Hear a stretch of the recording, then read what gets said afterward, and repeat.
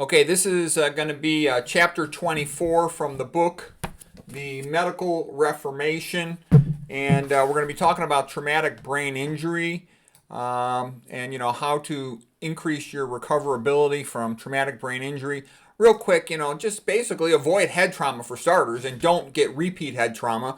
Real common ways people are getting head trauma is, from playing sports. Like personally, I think skiing, I know a lot of people love skiing. I think it's kind of stupid, sitting on a piece of wood, going down a hill real fast, putting yourself at risk for trauma. And I've had some friends and family members who've gotten head injuries from skiing. I think soccer is totally stupid. I mean, it's fun to kick a ball, but the idea of hitting a ball with your head, it's volunteering to be punched in the head. I've known families where their kids had to drop out of college due to head trauma and progressive worsening of their academics. They're basically becoming demented in college age, okay? It's kind of a more rougher sport than people realize, soccer, but especially hitting the head. And looking for children, the coach sits in the corner and kicks a ball and has the kids headed into the goal. Basically, like a bunch of kids volunteering to be punched in the head. Completely stupid. Football's fun to play, and I know that, being a football player in high school, I can remember all the guys walking around with their uniform. They're like celebrities. And I played football. I played tackle football in junior high, and I liked it. It was a lot of fun. But if I lived my life over again, I wouldn't do it anymore just for that risk. Now, I came out of it fine, but why take that risk? So yeah, I wouldn't do anything because a lot of guys are now into that MMA, mixed martial arts, and all that. But I wouldn't do anything where there's punching in the head. You don't want head trauma. You need your brain your whole life. So you don't want to do anything where you get head trauma. Our brain's not, made for it. Okay, what else about head trauma? Oh, you're going to hear a lot about, sort of out in Boston, Boston. And there's a lady out there, her name's Ann McKee. She's kind of pretty, and she's a pathologist, and she looked at a whole bunch of brains, like these pro football players that were demented, and they were put in a category of CTE, chronic traumatic encephalopathy. And she's got a whole brain bank of all these autopsy brain that she's looked at. And I'm like, that's nice, but they're all dead, okay? How does that help the living? Okay, and then if you look at a lot of the doctors coming out of Boston and elsewhere in Ivy League, in my opinion, quite frankly, they're lazy and stupid, okay? And you say, well, how could I say that? Because I know them. I did some of my training there. I know the mentality. They think they know what they're talking about, and they're too lazy to open a book. Almost all of them. You'll see them. Just go start watching videos. They're going to go, oh, I recommend the Mediterranean diet. Whenever you hear somebody recommend the Mediterranean diet, they're either a liar or an ignoramus or an idiot, okay? The Mediterranean diet is what people say when they don't know anything. All right, it's just completely stupid. It almost doesn't forbid anything. It allows olive oil, fish, chicken, nuts, seeds, cheese, MSG, MFG, processed food, alcohol, all these really unhealthy things. You want to optimize the diet. You want to eat a lot of fiber because the fiber helps prevent leaky gut. Anything that prevents leaky gut helps prevent leaky blood-brain barrier. The fiber is converted by the good gut bacteria to short-chain fatty acids, butyrate. And you can look it up real quick, the articles. You'll see that the butyrate also travels up to the blood-brain barrier and helps form tight junctions on the blood-brain barrier. They kind of go together. Things that increase leaky gut will have a tendency to predispose to leaky blood-brain barrier. Things that cause leaky blood-brain barrier will have a tendency to predispose to leaky gut. So what does this mean? It means that really you should change management. I'm the one who suggested this. The management of stroke patients and traumatic brain injury patients should be changed based on my recommendation. Look, you know that if you have a leaky gut simultaneously with a leaky blood-brain barrier, you have an increased risk of a toxin going from the gut up into the brain parenchyma, the brain tissue. So why wouldn't you want to protect against that? How do you protect against it? Eat more fiber, avoid the things that cause leaky gut. Okay, it's kind of obvious, but I've never ever heard of anybody doing that. I've talked to a bunch of neurologists, and they all agree with me. Yeah, we ought to do that. Okay, but they'd never heard it before. They'd never been taught that before. So the post-stroke, anytime you have a major brain injury, like a significant traumatic brain injury or a stroke, you're going to have abnormal leaky blood-brain barrier at that time. So the wise move would be protect the brain by eating more dietary fiber that's going to shore up your intestinal lining, your enterocytes, the tight junctions down there, and it's going to shore them up in the brain. The tight junctions, between the endothelial cells of your brain cells that make up your blood-brain barrier. Okay, let's see what else is good to know. Yeah, and then you want to eat a low-fat diet because then you get better oxygenation of your tissue, so they have a better chance to heal. Low protein because when you have high protein diet, you kind of induce a bit of an anabolic phase in the body, and you get increased lipids in the blood. So You don't need that. I mean, with an acute major tissue injury, let's say you got a big soft tissue injury of your leg, okay? You're going to need a higher protein diet briefly because you're going to need to undergo a lot of protein synthesis to produce new cells, and the immune system has to do a lot of work to heal the wound, okay? But with a traumatic brain injury, typically like a sort of a mild to moderate one, you're not talking about a whole giant amount of parenchymal loss. The exact protein amounts, I don't know, but the amount of protein, it's almost impossible. It's impossible to eat too low a protein with any chosen diet. So all I'm saying is don't go seeking out. The idea of seeking out extra protein would be stupid. And I don't know the exact amount. I don't think anybody knows the exact amount that's best. And I certainly wouldn't worry about eating beans. I would eat them just fine. But what I wouldn't want to do is go down the paleo, keto, carnivore, extra proteins, protein supplements, any of that. I would avoid all that stuff. Low sodium, because sodium is a vasoconstrictor. It's going to decrease the perfusion of the brain. Also, we're ancestrally designed to eat much higher potassium than sodium. So, processed foods where you get most of your sodium are. Okay, 100% vegan. We talked about that before. 100% whole food, 100% organic with no oil, no alcohol, no MJ, no sweets, no avocados or anything else sprayed with that, AP, EEL stuff. Because it can be contaminated very easily with neurotoxins, contains trans fats as well. I saw the Monty Python skit, every sperm is sacred. And to me, you got to learn to think that way. Smart thinking is often biblical. And this is sort of the same idea that every brain cell is sacred. So what you want to do is do what you can to preserve every brain cell. So what does that mean? Well, what that means is imagine my thumb is where the injury is. Well, right around the thumb is going to be the penumbra. Penumbra means like twilight. So the thumb will be the core of the injury. And this would be dead brain tissue. And then around it is the penumbra. So basically, this is like a donut around it is the brain tissue that's at risk to be destroyed. It's a little bit stunned and a little bit dysfunctional, but it may come back to normal. And so you want that all to come back to normal. If that surrounding tissue that's vulnerable is ischemic, meaning it has a decreased oxygen and glucose blood supply, then it's at risk that it's just going to die and you're going to lose more brain tissue, more brain parenchyma, more thinking ability. Okay, so you want to do everything you would to optimize blood flow, glucose delivery to the brain, and avoid all those excitotoxins we talked about, all those mitochondria inhibitors we talked about in recent lectures with this book.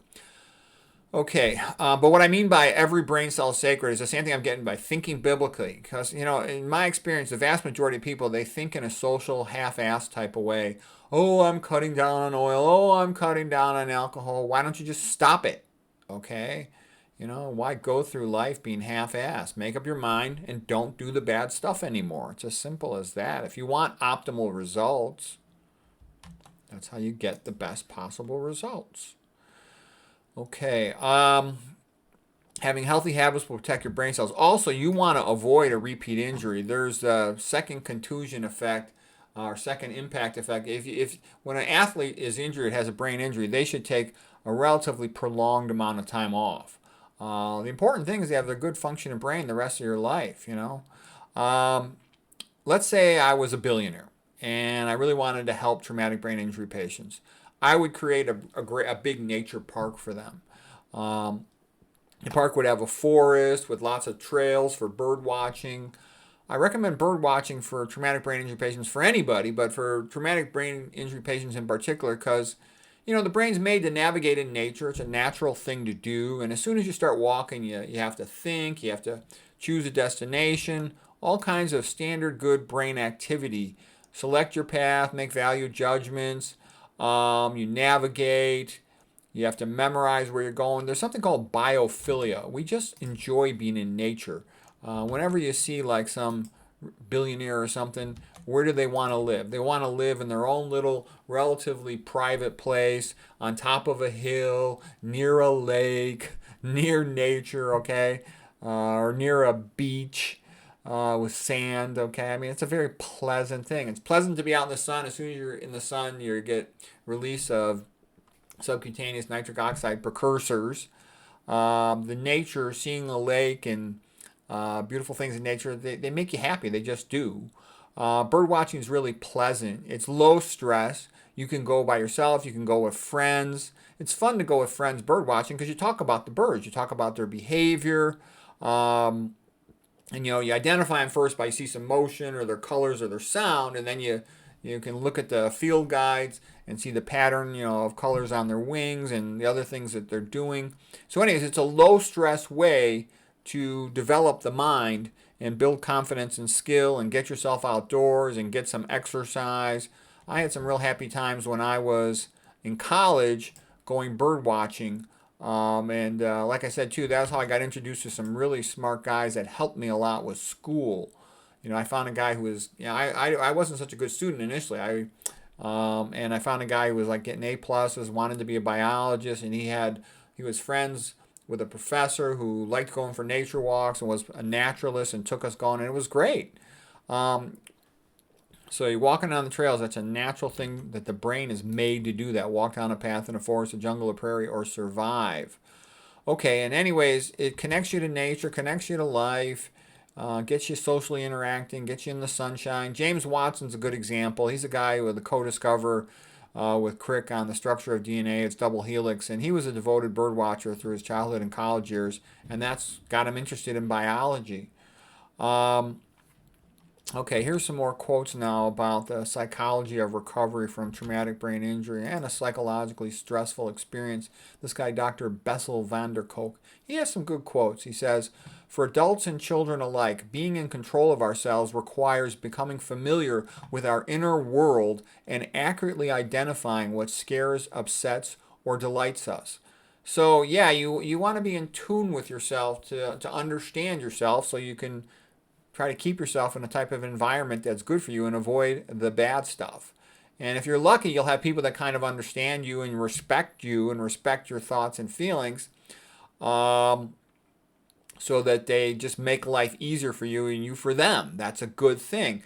Because a lot of times people won't understand you, especially, if you're kind of smart, kind of quirky. And so, most of the time it's trivial nonsense, but sometimes that can be a bigger deal. Okay, here Dr. Bessel van der Kolk continues. Being able to feel safe with other people is probably the single most important aspect of our mental health. Safe connections are fundamental to meaningful and satisfying lives. And so, yeah, a big part of that is, somebody who's really your friend, you could just be yourself around them. You don't have to, play all these fake games. In modern society right now, we have a lot of fake, what type of correctness where you're pressured to pretend you agree and believe all kinds of ridiculous stuff that's not true and you don't believe it and it's wrong. It pretends to have a moral high ground, but it's actually evil and its goal is the destruction of society, but you're forced to play along with it. Anyways, okay, Bessel van der Kolk continues. Being truly heard and seen by the people around us, feeling that we are held in someone else's mind and heart for our physiology to calm down, heal, and grow, we need a visceral feeling of safety. Yeah, and a good example of that is Jill Bolt Taylor. She had a stroke. She was partially hemiplegic.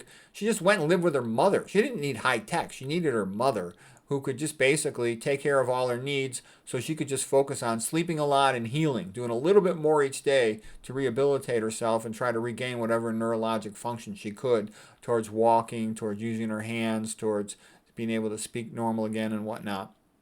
Okay, Bessel van der Kolk continues. The most important thing for a person to handle a psychologically traumatic event is good social support. Okay, so that's a big statement. The most important thing for a person to handle a psychologically traumatic event is a good social support.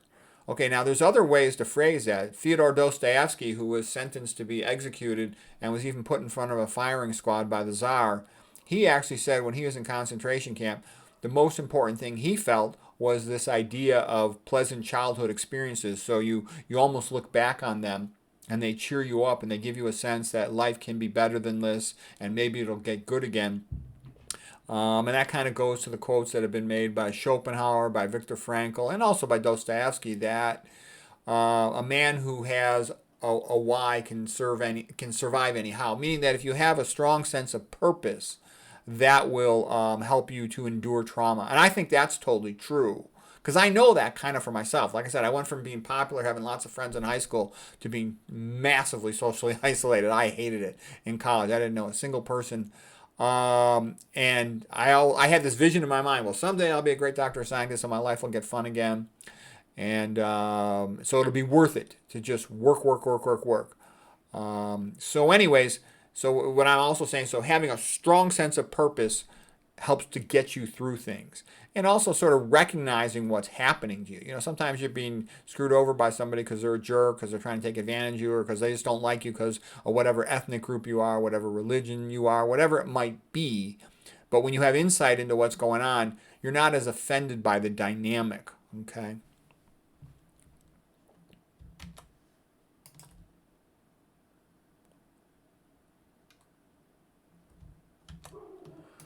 All right. For treatment, some other things. Try to get as much sleep as you can. You know, the brain recovers a lot during sleep.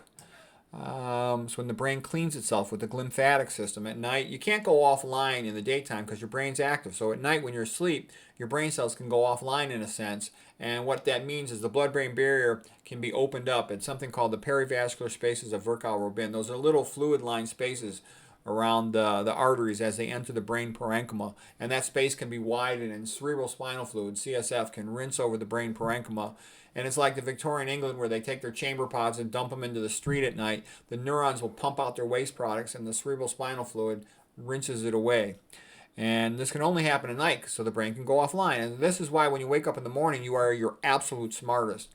And actually, if you want to be a good student for anything cognitively challenging, you always want to wake up and pretty much maybe take a leak, run to your desk, and start studying and writing. Okay, I know exactly what I'm talking about because I spent a long time figuring out how could I write more books, how could I finish a book faster. And I know from experience because I've done a lot. I've written like, I don't know how many books, 16, 17, depends how you count them.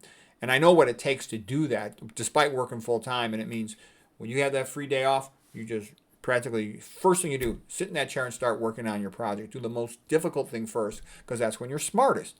So if you're trying to regain a skill or develop a skill of handling some complex material, do it as soon as you wake up, is when you're smartest. An animal doesn't need to be smart after a big dinner. It's a good time to go to sleep.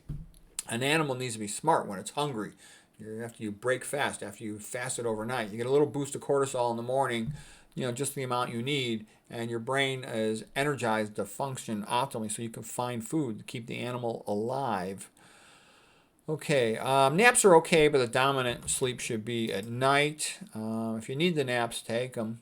Reading for pleasure. Reading for pleasure is very enjoyable. It helps you maintain your language skills, your verbal skills, etc. I like joke books too because they're fun they're fun and they're intellectually challenging. Think about it. When you learn a foreign language, one of the most difficult things is to be able to get jokes. So a joke book is pretty high cognitive function. So that's another reason too. Like if you have a kid, let the kid read whatever they want. They want to read comic books or, whatever. Let them read it. Because like when I had kids, there was a little bit of a disagreement between my wife and I. Should the kid be reading these comic book nonsense? I'm like, yeah. I just want him to read something. The Wimpy Guy or some other comics that kids like that. I was like, what? Just the fact that kids reading, that's good. You want them to develop a sense that they can solve problems in their life by reading or find enjoyment by reading. It's a pleasurable thing. So anyways, that maintains high language function and builds it. Joseph Addison quote, reading is to the mind what exercise is to the body. Study brain healing. Like a lot of times, whenever I'm interested in doing something, like let's say I have an upcoming talk on diabetes. Well, then I'll try to read books about diabetes, papers on diabetes, and sort of like immerse myself in the subject of diabetes. Stroke of Insight by Jill Bolt Taylor. She was a neuroanatomist at Harvard who had a stroke herself. And she wrote a pretty good book about it. She has a good TED talk about it. She's a little bit of a drama queen and she kind of overdoes all that, but it's still good. And like I said, the most important insight in her whole book was the best rehab center was living with mama who took care of her and fed her and let her sleep all she needed to so she could recover. She went through rehab, for like 8 years. A lot of people like have a stroke or something. They only rehab for 3 months. No, you got to rehab every day, for years and maybe for the rest of your life. This book was a pretty good book for its time, The Brain That Changed Itself. And it basically talks about neurogenesis. Sort of came out when neurogenesis was sort of a new, surprising thing. That's the ability to form new neurons in adulthood. They used to think the brain was like a TV set. And, it's just wired the way it is and it doesn't ever form any new neurons. But it's obviously wrong because it has to constantly be changing synapses as you memorize new things. But even beyond changing synapses, synaptogenesis, or synaptic modification is the idea of forming entirely new neurons. And because you know, anything new that you learn it by associating with what you already know. The current knowledge you have is like a scaffold, and you add stuff to it, or like, you know, shelves in the kitchen, and you put stuff on the shelves. So the more you know, the more easier it is to add stuff. Power Foods by Neil Bernard, that's a pretty good book. Digestive Tune-Up by John McDougall, that's a good book, just, you know, gut health, but basically avoid leaky gut. So read whatever you want, but if you're reading something that's at least indirectly relates to your brain, that might help you. If you can handle it. If it's stressful and unpleasant, don't read it. But if you're enjoying it, then that's good. I wrote an entire book on how to prevent dementia. A lot of it's included in this book, but there's some unique stuff in the other one. But, you know, the gist of it, the main part's in this book. You don't need the other one if you don't want it. I gave a whole bunch of lectures on it for free, so you can just watch the lectures if you want from that. Philosophy. The goal is incremental improvement. That's an important point, too. If you can only get 1/10 of 1% every day, you keep adding that up. That's a lot, okay? I had this real smart psychiatry resident one time that I used to talk to, and he said, the bucket fills drop by drop. And that is correct. That is the proper way to think right there. You just want tiny, tiny little improvements. Each day a tiny bit better, a tiny bit better. And that just keeps adding up over time. You know, I told the story about Dave Schultz, the wrestler. He was fat, dyslexic, physically kind of weak and slow, but he just worked on technique every day, and he became a superstar, the best in the world. Okay, you might have to rehab for life, okay? Walking. Yeah, it's good to walk. Everybody can walk, and walking is easy on your body. It's just pleasant, and it gets everything working. It gets the lymphatic fluid flowing. The lymphatics are not connected to the heart. They're parallel, sort of, the venous system. You know, your arteries and veins are connected to your heart. They've got a pump, but your lymphatics are totally dependent on the muscles to keep that fluid moving, because our ancestors, you know, they were always walking around. You go out in nature, there's not a lot of places to sit down.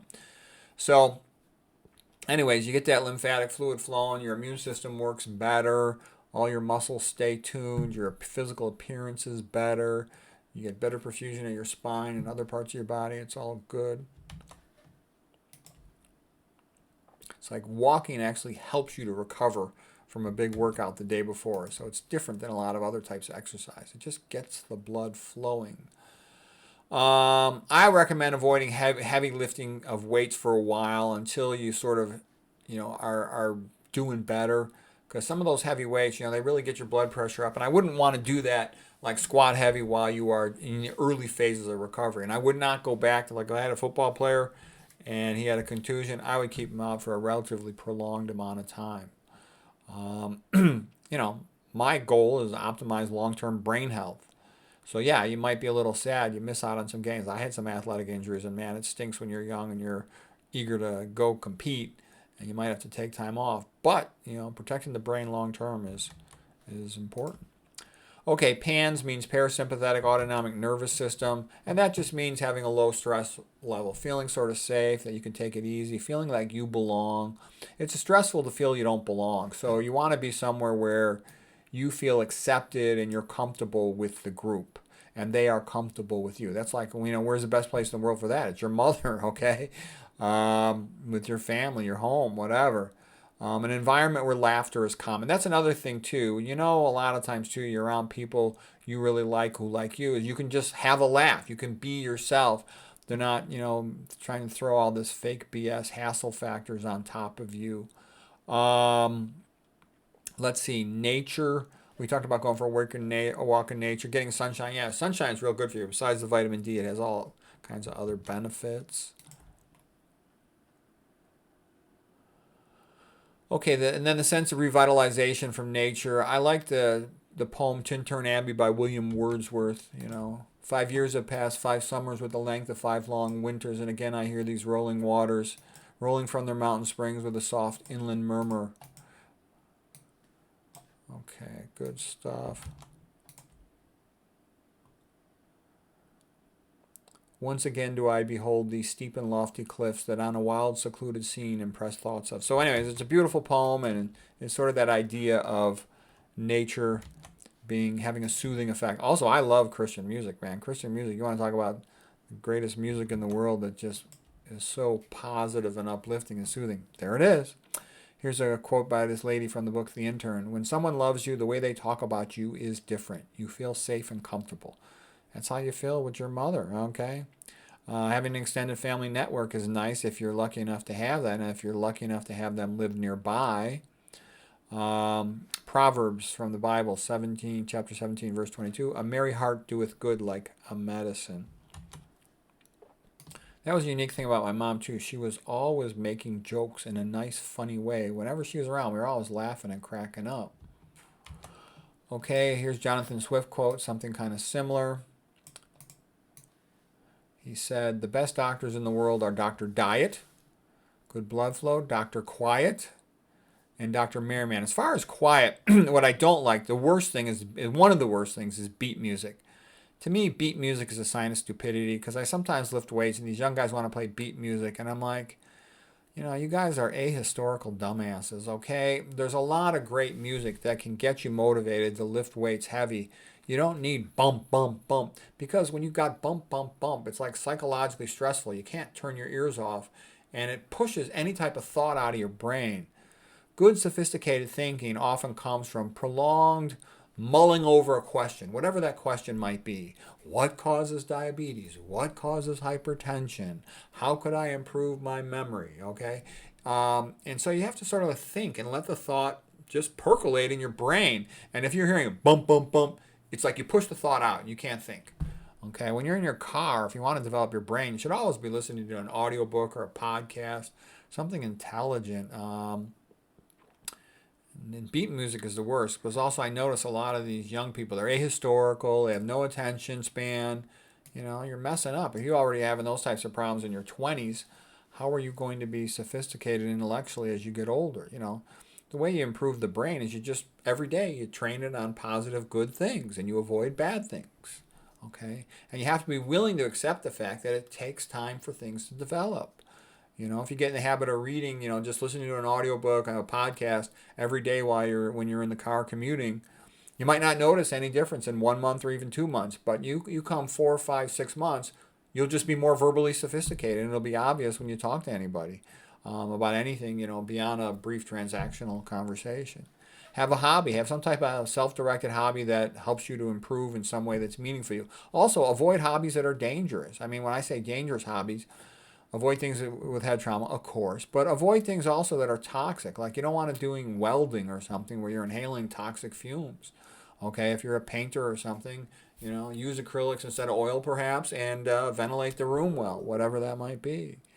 Having a pet dog can cheer you up, provide companionship. Having a sense of purpose, we talked about that. Training in memory techniques. Yeah, just like a student trains their memory. If you're having problems with your memory, you can sort of train yourself on some of these memory things. You can also challenge yourself where you need to. Like sometimes if I can't find the audiobook I really want and I'm listening to it on a computer, I'll just speed it up. And that'll make it interesting again. Super Memory, Super Student by Harry Lorraine is good on study skills. I've got a bunch of videos on study skills for what that's worth if you think those might help you. Mnemonics, loci systems, okay. Walk and talk's like the most powerful study skill. Having a positive cognitive attitude. Growth mindset of Carol Dweck is simply that one can improve if they make the effort. It's not a fixed ability, memory ability, cognitive ability. Learn all the study skills, whatever. Whatever applies to you usually just means make a list of what you're going to do the next day, what you're going to do that day, and then follow the list. We already talked about this diet stuff. Real important to avoid the bad stuff, the oils, the processed food. I think protein powders are terrible. They tend to have an excessive amounts of glutamate. They tend to significantly often have heavy metal contaminations, big nitrogen inflammatory load dumped on your kidneys. Avoid all this toxic stuff. I talked about this in other lectures. You don't want manufacturer-free glutamate. You don't want caffeine. Food dyes. These are all things that are toxic. Either they're stimulants or they're mitochondria inhibitors or something. Avoid real loud noises. Like you don't want to be going to a rock concert. It's way too loud. People can become deaf from just one rock concert. And avoid loud, obnoxious things like the lawnmower. Okay, no blenders. I hate smoothies just because of, and I know a lot of really healthy people that are into smoothies. Okay, fine. Wear your ear protectors, but I can't stand the noise. I just eat the food. Stay away from things like blow dryers. The EMF and the loud noise right by your head. Doing that every day, that's a bad idea. Avoid distractions. Whatever is unnecessary time. I would always take out a piece of paper, write out 30-minute increments throughout the entire waking day, and just analyze it. Am I getting the most out of all my time through the day? Having a positive attitude or a proper attitude can turn a negative stress into a positive one. Okay, so what I mean by that is there's been some times where somebody will be treating me unfairly about something in my life, but I'll sometimes take that and I'll turn it into something positive. And that's a good thing to do, because if you only look at the negative side of something, then you're kind of sad and frustrated. Just like I was when my wife kind of forced me to give up my old house, either divorce her or stay with her and go to the new house. And I went with her to the new house because I wanted to be there for the kids. I think it was a long time ago, but I think that was good for the kids' development. But man, I wanted to keep my old house, and in retrospect, I should have divorced her and kept my old house. But at the time, at least, maybe something good came out of it, because the new house was hers, and even though the new house is totally stupid house, you can't do anything physically active in it other than I have a spot to lift weights. I do have a wrestling mat too. Other than that,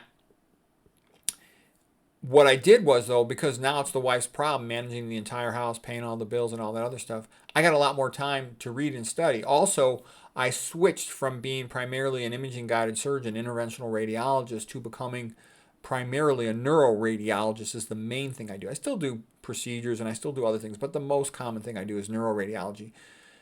So I'm not on call all the time. I used to be on call every day, getting called in to do surgeries, putting kidney drainage tubes, abscess drainage tubes, chest tubes, etc. So now I don't get all these pages on call anymore. So again, it gives me time to write, and I always kind of wanted to write. I still wish I had a lot more time. I wish I could get a job in telehealth with nutrition and this type of stuff in a concierge way or something. Hopefully that'll happen someday. I'm not holding my breath, but I would like it. Okay, so Hans Selye says, if you want to live a long life, focus on making contributions to others. You should pursue your highest attainable goal. You don't want to be staying up late at night because sleep deprivation is perceived by the body as stress. Oh yeah, but when you feel like you're pursuing your best goal, you're like doing what you're destined to do. Like I sort of feel like right now the best thing I could do is, try to understand nutrition, toxicology, epidemiology, complex pathophysiology, and to teach it. Okay, and develop my own previous projects like on neurodegeneration, spinal degeneration, etc. And that's a good way for me to spend my time. You only got so much time left on this planet. You got to spend about 8 hours a day doing some job to make money. Then you got to spend 8 hours a day sleeping. If you're lucky, your job also is meaningful to you. Avoid things that are also bad for the brain. Flashing lights, like all these modern TV shows and movies, are all really bad, neurotoxic. So avoid that stuff. If you're going to watch a movie, just watch old comedies or something, or old religious movies. Those are good, but that's about it.